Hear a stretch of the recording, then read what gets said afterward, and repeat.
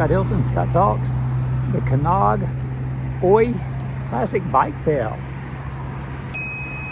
Hey! Put it here in my drink holder. Highly recommend it. It's got a great sound, very slim.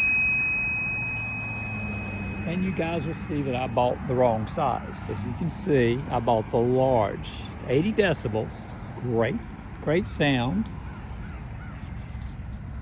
But I bought the large and it would not fit here. Now I've got some curved rubber things from other bike fittings that I saved that I could have made it fit. But the challenge was on. Do I return it? Do I put the rubber underneath it, which I could do, and just tighten it up on that? And then rubber, I was like, rubber. There's the rubber, that's thicker. And I put it there. Loved it. Good spot, easy to get to. See, when you're riding, you just give it a little, yeah. It's got a long, crisp, flowing sound. Very important to have a bell to alert others. When you coming close to them, they're not always going to hear on your left, especially if you're riding, the wind's blowing, you might be listening to music or a podcast or a book. But they can hear this to get their attention, and then they can start looking around, and you can say on your left then, and then kind of slowly pass. Now, slowly pass. It's very important. You don't blast by people that are walking, scare them. And they might do one of these numbers where, they're walking, and then they suddenly veer off to one side. And then what happens? You hit them. Yeah, you don't want to do that. So, and if they have doggies, it's good to give an early bing for the dog to get them alerted, because the dog might not like people. And you don't want to get too close if there's a little ankle nipper or biter or something. And it gives the people a chance to grab the dog and shorten the leash and hold them in place while you go by, which they'll do. But always keep clear of people. I mean, they're walking. You can ride off into the grass. Look how easy that side curb is on this. This is awful wide. It's made for golf carts, bikes, people, dogs, just whatever. And it's a great place to ride. I'm up here on top of the world. This is 80th Avenue, the golf course off to the side. All traffic, good place to put a bike trail. It's hard to hear an audio book. You may want to just do podcast or music. Music's easy. You don't have to turn it up because you know the song.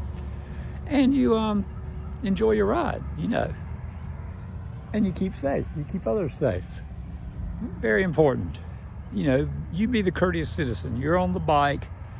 Some car people hate bikes. If you're taking the road, taking your lane, it's a double lane, and you're kind of in the lane, you don't want to be on the edges of the ditch. You want to be in the bike lane, or you want to be on the road, good spot.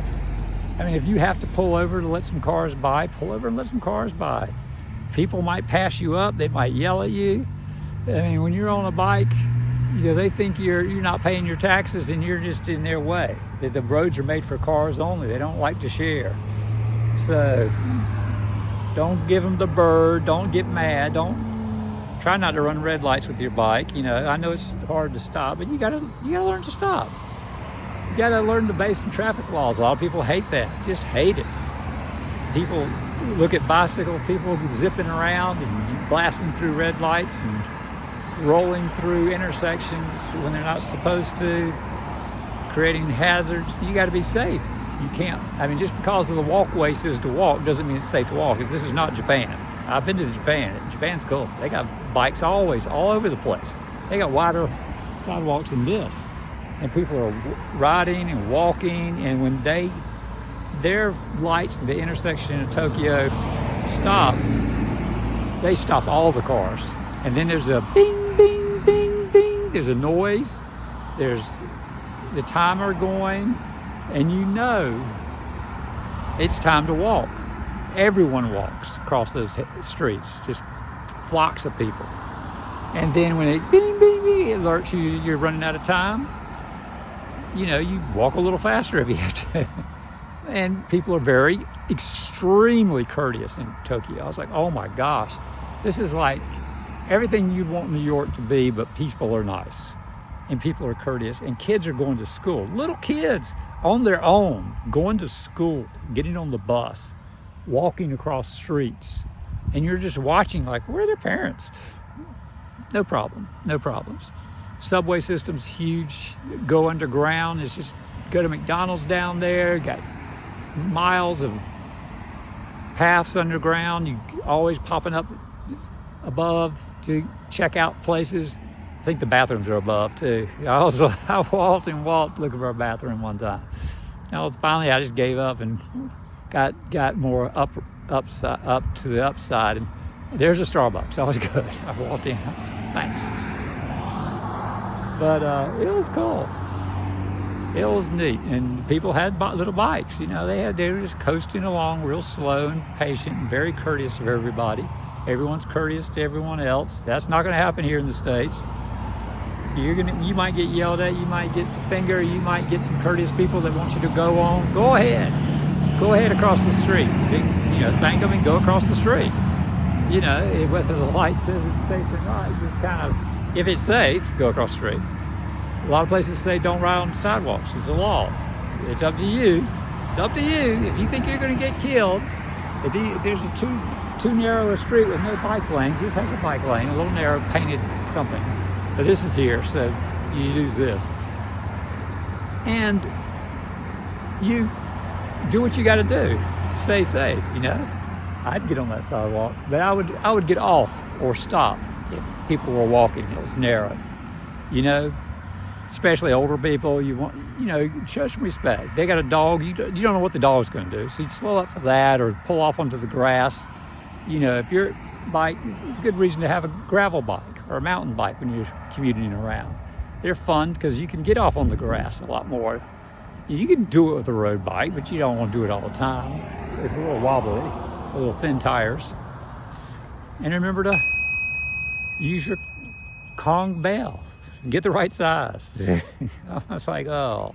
But if you get the wrong size, you can send it back or just mount it. Maybe you got a hand grip you can mount it to. Okay?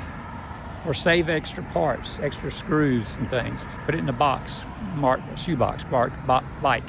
And 2 or 3 years later, you open it up and say, I need this rubber gasket to put on this. And boom, I'm ready. And some of you will note, I'll save the packaging for you guys. That's what it looks like, and the little bell is inside that little groove. So have a good ride. Like and subscribe if you learned anything. And get a mirror too. This is a good mirror, best one on Amazon. It's on a ball pivot. Turn it up, down. You can adjust it forward, back. I like it a little back. You can see that it's here, and you got a curve for your hand. And you just adjust it. And it's neat. Simple. And it goes right next to my bell. So usually I put the bell here. Now I can still reach over and flip them. But I like this. This is cool. So have a great day. Bye.